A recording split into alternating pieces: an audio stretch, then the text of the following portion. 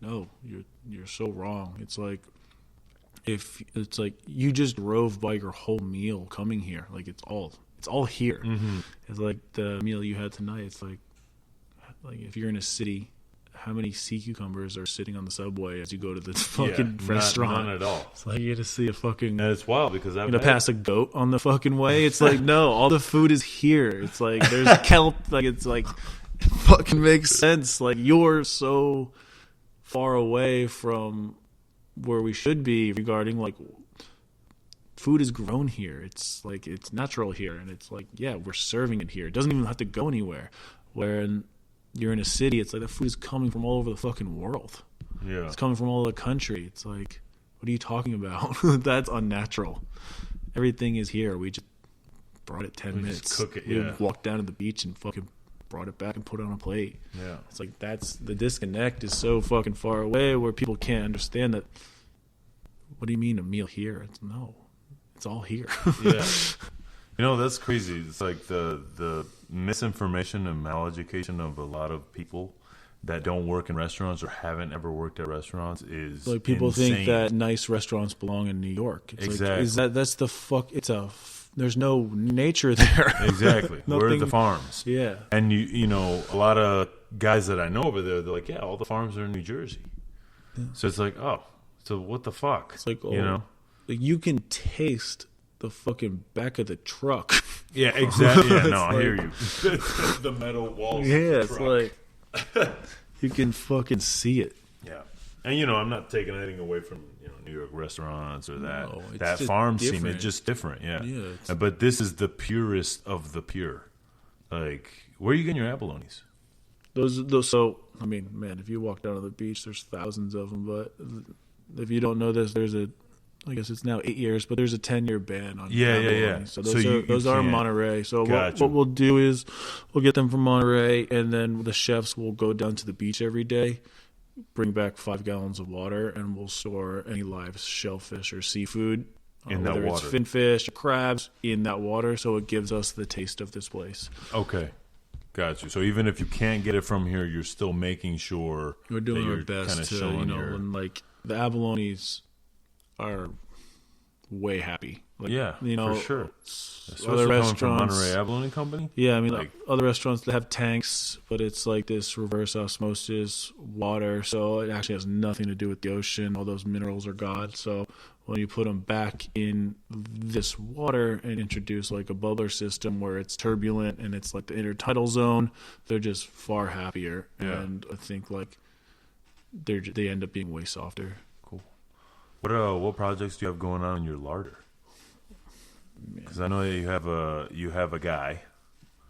Kyle? Yeah, he came over and started at the restaurant. Yeah. And he was like, Kyle's doing all sorts of wild shit. Yeah. I don't know, like misos and do you guys have a room for that, or we got like this chamber? Like we were growing all our own mushrooms for a while. Okay. How does that work? You can we tented off an area.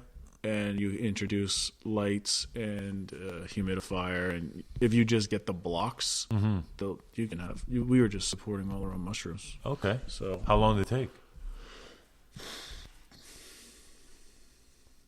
I mean, like once you start getting the room going and it's like inoculated, you can get mushrooms like every 3 days. Really? Yeah, like shiitakes, you could just pump. So we were doing shiitakes, oysters, and we were trying trumpets. Mm-hmm. But shiitakes worked the best, and that person left. But like, that's kind of the thing at the restaurant. It's like we can do anything we want, but don't forget someone has to do it. Exactly. It's like everyone has a great idea until like 2 weeks later, like, oh, this is a lot of work. Mm-hmm. It's like, cool, you want to grow mushrooms? I'll get you what you want to support this project, but be committed, and take it serious. And we can do anything. It's like, there's all sorts of ideas of getting different traps and keeping things in the cove alive and this and that. It's like we have this amazing property. It's like, yeah, you want to plant whatever you want, let's go. But you have to water it in the summer, and you have to plant things and make sure that you're keeping up with it. So, it's easy to have an idea about doing cool shit, but are you really gonna own that? And I think like I'm fortunate right now to have a team of people that are fully invested. For sure. You know, they're working. You know, they're running around in their mornings or on their day off to get fish at the harbor or whatever it may be. So that's very commendable. Yeah, I mean, I feel when you have people. Shout out to the team. I appreciate you. Appreciate everything you do. Thank you. There you go, Matty Cam. Appreciating the team. Well, Matty, thank you very much for this. I appreciate it. This is not going to be the last time I talk to you because I'm sure that you're going to be coming up with some cool ass shit over the next couple months. Plus, I also have to go stay at the hotel, actually, because I need that breakfast. I've been hearing so much about that breakfast that I'm like, I need to go there. It's packed. Because I know I'm literally going to go back and be like, yeah, I went to Harbor House. And like, did you stay? And then people are going to just consider me a failure because I didn't stay. So, but that's okay. Because we got this podcast done. You guys got to know Matty Cam a little bit. I got to know him a little bit more. The last time I spent time with you like this, we were eating a foie gras dinner at Gracie's. Whoa. You remember that? Yeah, that was That's disgusting. Right. Tom Zappelli couldn't amazing, make it, so yeah. he was like, go to this foie gras dinner. Yeah, we're like, all right, cool. Remember that? Fucking Matty. I think it's probably the last time I ate foie. Probably, yeah, because in California you can't eat it. Although you can import it, you can buy it now, but you can't. Everyone's serving that shit. Everything's weird now. But anyways, so yeah, I want to thank you, sir. And if you want to plug anybody and you want to shout out anybody, go ahead. Just plug the Harbor House staff. Thank you for showing up every day and being committed and following the dream. So thank you. We wouldn't be here without you. Awesome, man. So check it out, Harbor House Inn, Chef Matty Kammerer. 1-star chef. And before we go, you just recently got this environmental kind of award from Michelin. How did that all work out? I think they sent like a generic email out. And there's like, what do you do? I just kind of like told them. And they call you and start kind of interviewing you.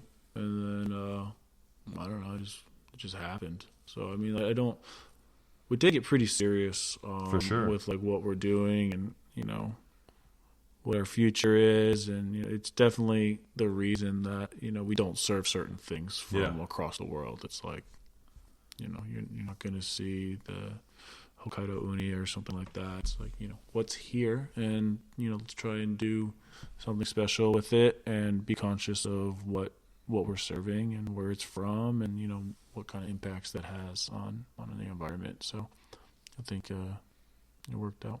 But, yeah, brother. But got miles to go. Every restaurant does. So the work is never done, guys. It should be the forefront of all of us. So fuck yeah. All right. Well, Sucio Talk signing off. Episode 3. Matty Cam. Thank you, sir. Thank you.